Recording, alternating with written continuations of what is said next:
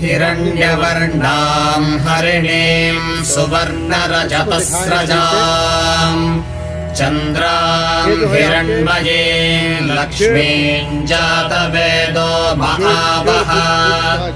तां महावः जातवेदो लक्ष्मीमनपगामिनीं यस्यां हिरण्यं विन्देयङ्गामश्वं पुरुषादहम् अश्वपूर्वां रथमध्यां हस्तिनादप्रबोधिनीं श्रियं देवीमुपह्वये श्रीर्मा देवीर्जुषताम् कांसोऽस्मितां